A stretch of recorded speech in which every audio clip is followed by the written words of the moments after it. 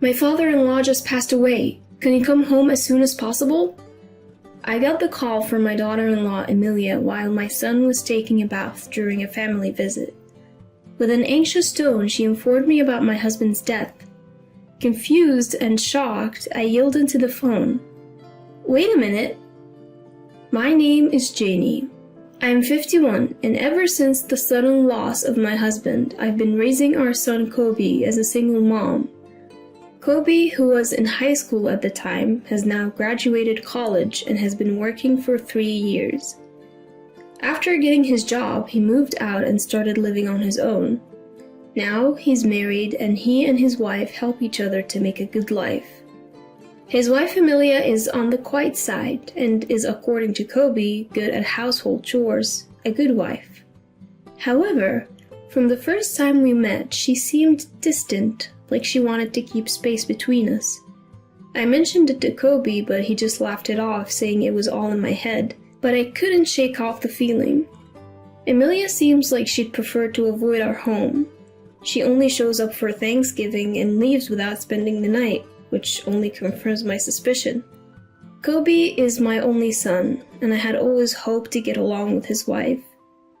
I've even asked Emilia directly if there was something bothering her.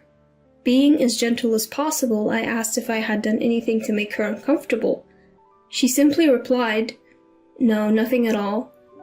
I eventually gave up on getting close to Emilia, thinking it's just the way younger people feel nowadays. They don't want to mingle with their in-laws, even if they live separately. What's more, I sensed a similar distance with Emilia's own parents when we met for the first time at the wedding.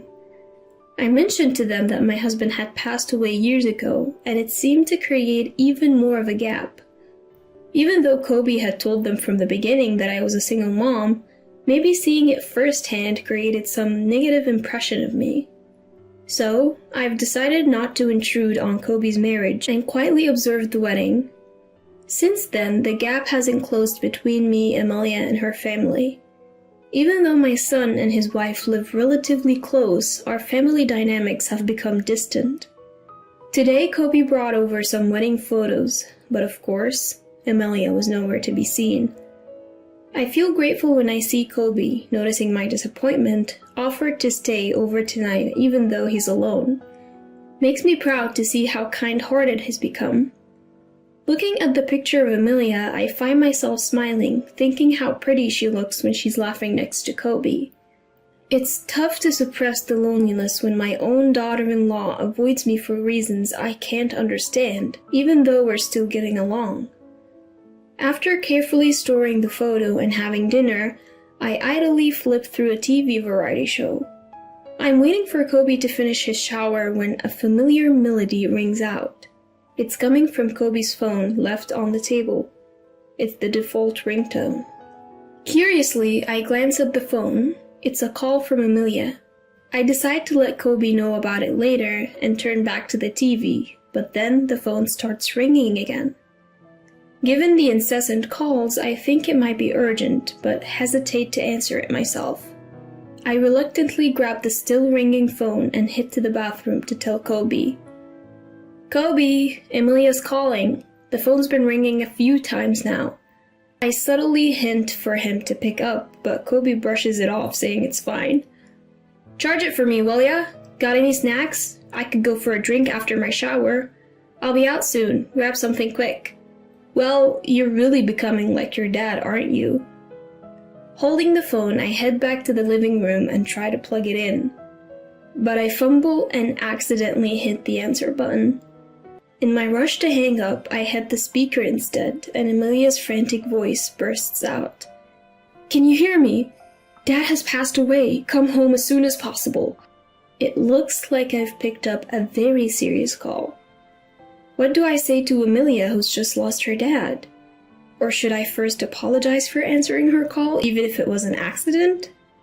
My mind is racing, and I've lost sight of the option to hang up. Meanwhile, Emilia starts explaining the situation, saying that I need to come over to the nursing home where he was living. Startled, I ask when he had moved into a nursing home, considering he was fine until recently. "Huh? Mother-in-law?" Emilia had no idea that it was me on the line. She thought she was talking to Kobe, so her surprise makes sense. I quickly explained the situation and steer the conversation back to her dad. But she corrects me, slightly annoyed. "It's not my dad." She says it's Kobe's father who has passed away and asks me to tell him to call her back before trying to hang up. I was utterly confused, but quickly spoke into the phone, still on speaker mode. "Wait a second, Emilia, isn't this some kind of mistake? Like I told you before, Kobe's dad passed away 8 years ago." Emilia seemed shocked by my statement. She stuttered momentarily but quickly regained her composure. "Now is not the time for lies. Why would you lie about something so heartless at a time like this?" Before I could make sense of Emilia's sudden accusation of me lying, the room fell silent. In that moment, I noticed that Kobe, his face pale, was holding the phone. The call had ended. He had likely rushed over after hearing our heated conversation while taking a shower. Water was still dripping from his hair. It was clear that he'd hurriedly grabbed the phone. I asked Kobe, who was deliberately avoiding eye contact with me, what was going on. "What did Emilia mean when she said your father just passed away? I had made it clear to her before we got married that your father had passed. Why would she think otherwise?" When I pressed Kobe, who was visibly uneasy, he dodged my questions. Whether it was a misunderstanding on Emilia's part or someone who was like a father to him, it was clear he was hiding something. We'd been having a tense exchange for a while. Amidst this, Kobe's cell phone buzzed. The caller ID showed an unfamiliar name, but it looked like it was probably from a nursing home. While Kobe hesitated to pick up, knowing what to expect from the call, he eventually answered right in front of me. Trying to remain silent, I listened in.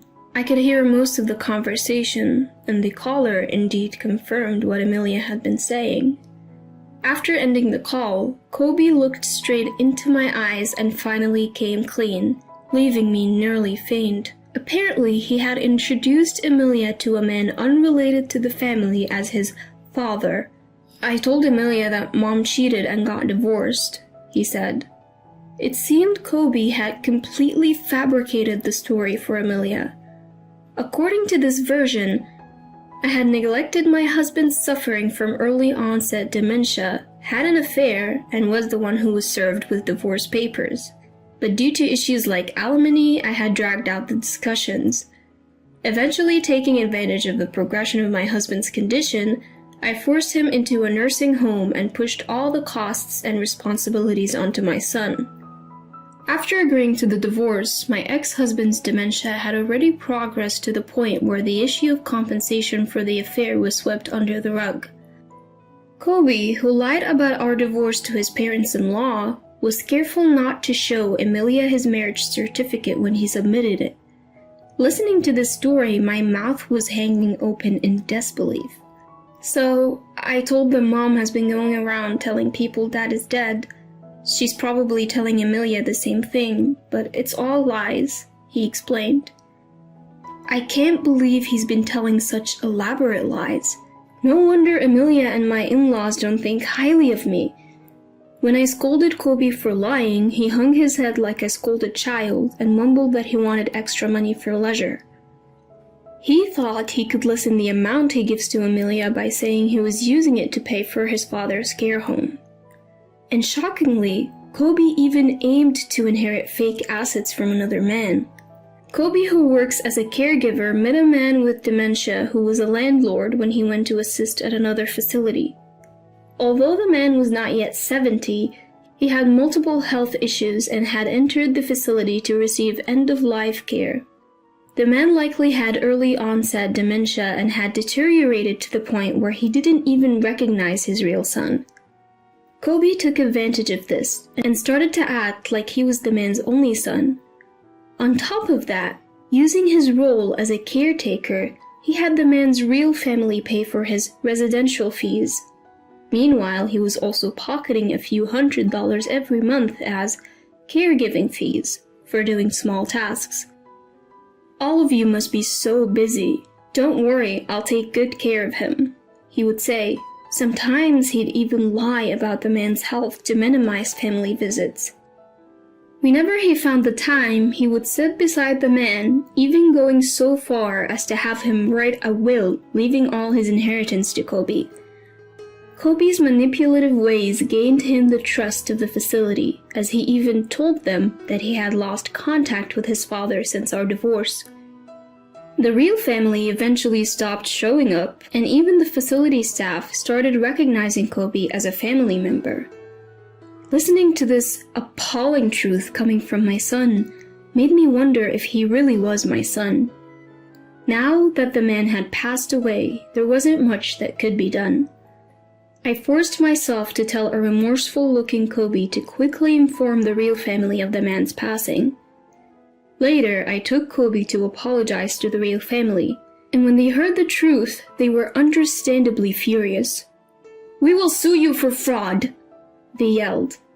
Kobe politely apologized and pleaded to avoid a lawsuit, saying they could nullify the will, but this only enraged the family even more. From the family's perspective, nullifying the will was a given. Nothing had been resolved, including the caregiving fees and the manipulation of the deceased. Kobe, who seemed to think a simple apology would suffice, was at a loss in the face of the family's blazing anger and clung to me, nearly in tears. "Going to court is impossible. Mom, you know it too, right? I don't have money to pay for damages. I've told you everything, help me. A mother always defends her child, doesn't she?" I can't say I'm completely unaffected by the desperate plea from the son I've raised for over 20 years, but I have no intention of helping him. He's done something truly awful. I believe he needs to face the full wrath of the family and offer a sincere apology from the bottom of his heart. I apologized deeply, just like Kobe had, and all I could do was show my sorrow to the family as a parent. From that point on, Kobe's life spiraled downward.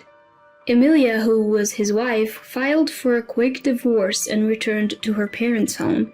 When faced with the prospect of divorce for lying so egregiously and swindling money from others, Kobe argued back. "I don't want to break up, the money was also for Emilia." When they expressed their wish for a swift divorce and even threatened legal action and financial claims, Kobe had no choice but to back down. He knew that he could be in legal trouble for what he'd done. Although no claims had yet been made, he was being sued by the family of the deceased man. Perhaps he realized that he wouldn't be able to handle additional claims from Emilia. Furthermore, Kobe got fired from his job. The company claimed he damaged their reputation and shattered their trust in caregivers. After the court's decision, Kobe was required to pay back the caregiving fees he had received, as well as compensation for the emotional suffering of the deceased man's family. The will left by the deceased man was invalidated, taking into account the progress of his dementia. Kobe, who had almost no savings and was already unemployed, was now burdened with massive payments, including legal fees. Choosing city life for better job prospects, he rented a small, old apartment. He's barely making ends meet through day labor, trying hard to continue payments. He had reached out to me for help multiple times. Each time, I told him I had already helped enough by co-signing his lease and urged him to reflect on his mistakes. Now, juggling multiple jobs and searching for better paying work, he doesn't even have the time to complain. As for me, I continued to live alone. However, Emilia and her parents graciously visited me to apologize. They said they were sorry for their ill-mannered behavior, which was based on a misunderstanding of me. But I knew it was all my son's fault. We left it at that, acknowledging the unresolved issues between us. Since there were no children and the divorce was finalized, I don't expect to meet Emilia again. However, we still exchange seasonal greetings through letters.